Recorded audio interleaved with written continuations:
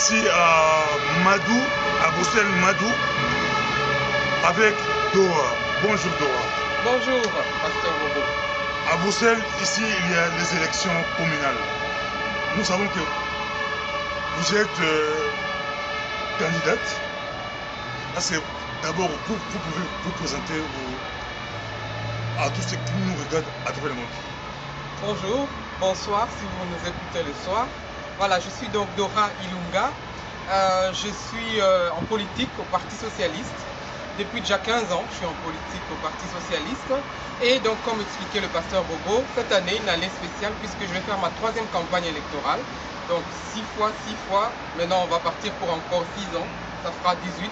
C'est énorme. C'est beaucoup de travail, beaucoup de défis, beaucoup de questionnements aussi. Et donc, je pense que ça sera les sujets de tout à l'heure. Donc, normalement, maintenant, nous remettons nos mandats. On nous appelle des mandataires sortants. Donc, moi, j'ai été conseillère communale sortante. Voilà. En tout cas, je vous connais depuis Kinshasa. On a même habité même avenue. Mais j'aimerais bien te poser la question. Tu étais une fille bien intelligente, calme dans le quartier. Qu'est-ce qui t'a poussé à faire la politique? Oui, non. D'abord, j'ai grandi dans un environnement avec des personnes, des gens qui étaient des syndicalistes, des revendicateurs, des rebelles entre guillemets. Donc, des gens qui défendaient la justice dans toute sa splendeur. Donc, j'ai déjà eu en moi, donc comment dire, ton père travaillait au Parlement. Voilà, donc mon père était un ancien syndicaliste de Liège. On connaît bien Liège et le syndicat, donc il a fait l'université de Liège. Il est rentré au Congo, il a travaillé dans l'ancien UNTESA, l'Union des travailleurs du Congo à l'époque, UNTECO et puis UNTESA. Donc c'était un grand syndicaliste. Donc je grandis déjà avec cette bataille pour la justice sociale dans toutes les circonstances. Après cela, j'ai travaillé beaucoup dans le milieu associatif et je me suis rendu compte que finalement les pouvoirs étaient ailleurs pour changer les choses. C'est comme ça que je me suis engagé et c'était le Parti Socialiste qui répondait le mieux aux atouts sociaux pour lesquels je voulais combattre. Et nous voulons rappeler que vous êtes la première personne d'origine africaine ici en Belgique à faire la politique. Comment vous pouvez expliquer cela? Oui, donc pas à faire la politique, mais j'ai été donc la première femme à devenir échevine, donc à entrer dans un exécutif en Belgique en 2003 comme échevine, c'est-à-dire vice-bourgmestre adjoint au maire pour ceux qui sont en France. Donc j'étais la première et ensuite il y a eu donc tous nos amis qui ont suivi, Bertha Mampaka, Gisèle Mandaïla et tous nos amis qui maintenant ont fait même encore mieux beaucoup de choses intéressantes. Mais j'étais, c'est vrai, la première noire à entrer dans un exécutif en Belgique comme échevine. En tout cas, félicitations. Aujourd'hui, on voit beaucoup de personnes, mais vous êtes la première. Mais par rapport aux élections communes, le 14, nous allons voter. Pourquoi ici à Madou, on va voter pour vous?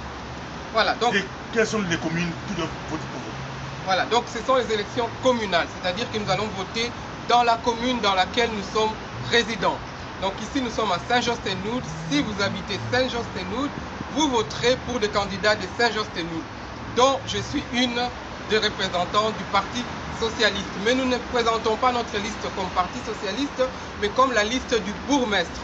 Donc, c'est la liste numéro 11 et je suis à la place numéro 11. Donc, liste 11, candidate 11, c'est facile à retenir. Pourquoi voter pour moi? Je pense qu'avec l'expérience, notre slogan, cette fois-ci, c'est construire sur l'expérience. Nous sommes ici à Saint-Josse au pouvoir, comme on dit, aux affaires, depuis plus d'une soixantaine d'années. Ça veut dire que nous connaissons Saint-Josse mieux que n'importe qui. Et ça veut dire aussi que les électeurs, chaque élection, nous ont ramenés, nous ont fait confiance autant de fois pour diriger la commune de Saint-Josse. Je ne vois pas pourquoi ça va s'arrêter. Si les gens votent, c'est qu'ils sont contents. S'ils nous ramènent au pouvoir, c'est qu'ils sont contents.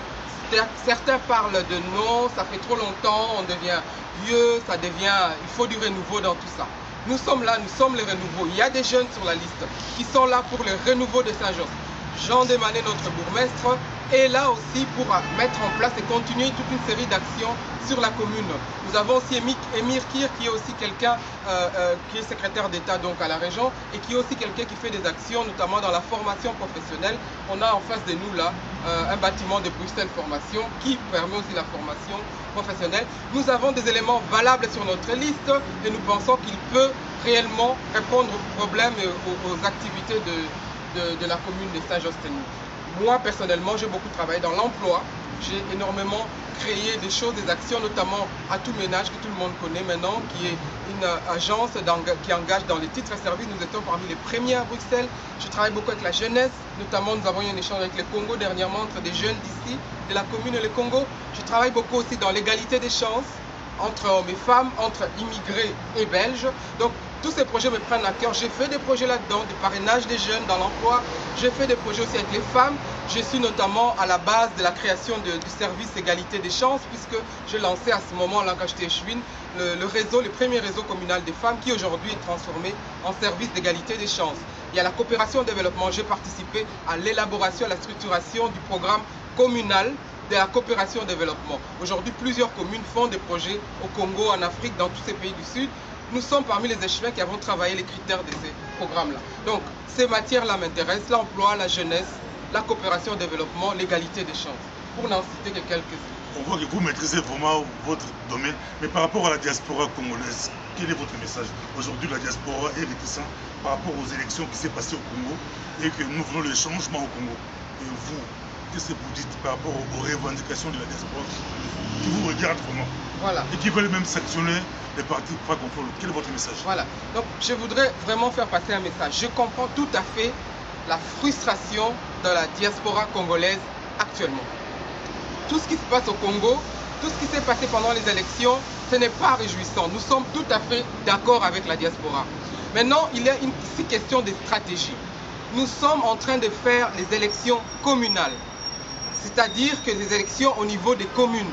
Nous ne sommes pas encore en train de faire les élections fédérales nationales, où se passent tous les enjeux des affaires étrangères, d'intérieur et tous les aspects des relations internationales.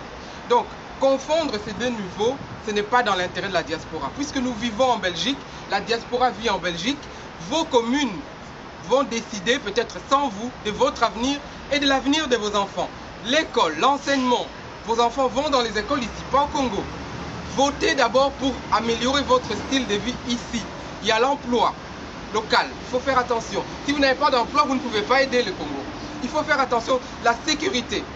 Vivre dans un milieu, un environnement sécurisé, c'est important. Si aujourd'hui vous avez des problèmes avec la sécurité, avec la police, vous n'allez pas pouvoir aider correctement le Congo.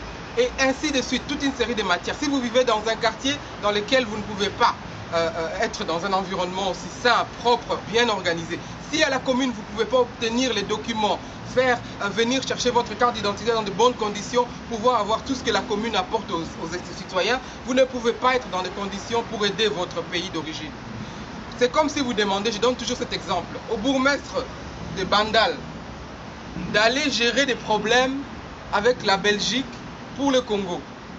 Vous n'êtes pas au bon niveau. Le bourgmestre de Bandal va vous dire, je n'ai pas ce pouvoir-là. Si vous voulez que des représentants de la communauté congolaise que vous avez élus vous représentent, il faudrait d'abord les amener jusqu'au fédéral. Au moment où je vous parle, il n'y a aucune politique d'origine congolaise qui est au niveau fédéral. Personne. Mobilisez-vous, mettez-vous devant les représentants que vous voulez pour les intérêts de cause congolaise, pour qu'ils montent le plus loin possible, pour que leur influence et le lobbying que nous faisons déjà soient plus forts. Dans 2 ans, donnons-nous rendez-vous, dans 2 ans, il y aura des élections. Ces élections-là, il ne faudra pas les rater. C'est là que vont se passer tous les enjeux avec le Congo. Actuellement, pensez d'abord à votre commune, à vos enfants qui vivent ici, à vous qui vivez ici et à votre bien-être ici. Parce que si vous êtes bien ici, vous pouvez mieux aider là-bas. Ça ne vous empêche pas de soutenir des partis qui aident dans la coopération communale. Je vous ai parlé tout à l'heure de la coopération communale. C'est ce que moi je soutiens, c'est ce que je fais. Et je fais énormément de projets dans le Congo à ce niveau-ci pour participer. Ça va des expositions, même sur ce qui se passe. Nous avons fait dernièrement ici au Centre culturel flamand une exposition sur le Congo, sur ce qui se passe à l'Est. Ça, c'est votre manière de participer. Je ne dis pas qu'il ne faut rien faire au niveau. Merci beaucoup. Pour terminer, que répondez-vous aux gens qui disent que vous êtes des attrape-voix? Donc, nos voix ne sont pas vraiment considérées. À chaque fois, depuis 1983, comme tu as dit, on ne fait que voter pour vous. Mais au niveau du parti, du PS, est-ce que nos voix seront considérées? Oui. Il y a 2 choses. La première chose, c'est le nombre de voix. Effectivement, si vous voulez réellement que les voix que vous donnez soient vraiment considérées, il faudrait les canaliser sur certaines personnes, qui est énormément de voix. Quelqu'un est lourd dans son parti quand il fait des voix et quand il fait des projets intéressants. Les deux, pas uniquement les voix, il y a les deux. Mais au niveau de la communauté congolaise, on se rend compte qu'il y a une division des voix, un éparpillement qui ne profite à personne. Apprenez à être fédérés autour de projets intéressants, de personnes intéressantes qui s'engagent à vous représenter là où ils seront.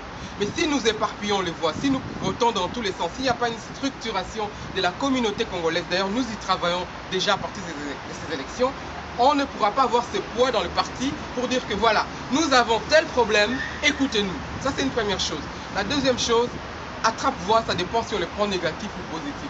Moi, j'ai pas honte de dire que je suis une attrape-voix. Je suis une attrape-voix pour les femmes, je suis une attrape-voix pour les jeunes, je suis une attrape-voix pour les domaines de l'emploi, puisque je maîtrise bien. Je suis une attrape-voix pour les gens qui se comparent à moi physiquement.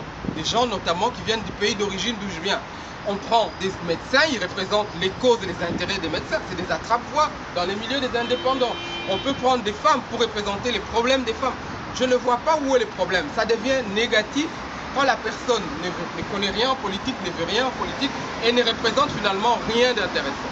Mais c'est vrai qu'une liste électorale, c'est des gens différents qui représentent des intérêts différents. Et mieux ils les représentent, mieux ils pourront défendre ces intérêts-là. Votre mot de la fin, est-ce que les églises peuvent compter sur Dora et votre mot de la fin? Je pense que dans les églises, vous connaissez bien l'histoire d'Esther, hein? Donc c'est pas à moi d'apprendre ça au pasteur. Vous avez besoin, les églises aussi, d'avoir des Esther, des gens qui entrent chez des rois et qui changent la destinée de vos fidèles. Et nous sommes là à votre service. Nous avons besoin de vous aussi, de vos prières pour nous soutenir dans les actions que nous faisons. Mais vous êtes aussi en droit de nous demander des comptes et des bilans. Donc nous sommes là à votre service. Merci beaucoup.